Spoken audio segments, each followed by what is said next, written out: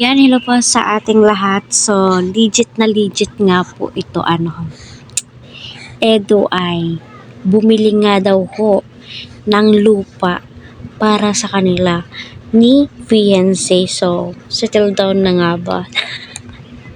So napakaswerte po talaga ng magiging asawa ni Eds or magiging fiancé niya, at alam naman po natin kung sino po iyon, di ba? So deserve naman po nila yan.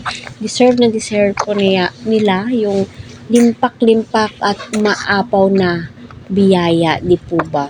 Kahit sino naman po, at kita naman po natin napakamasipag, no? Ang sipag ni Ed sa totoo lang, at napakarami din pong tinutulungan ni Kalingap Edu, at deserve din po niya na magbili po ng investment para sa sarili din po niya at syempre kay fiancé.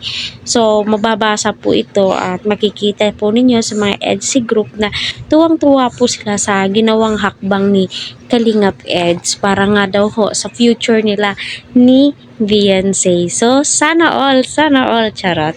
Ayan, naway patuloy po nating suportahan si Kalingap Rab, Kuya Val. Huwag po natin skip ang kanilang ads. Para sa ganun nga po ay marami pa pong kababayan po natin ang kanilang matulungan sa hirap ba naman ng buhay ngayon. Kailangan po talaga na mag-invest, isiping mabuti kung ano yung ipra-prioritize po,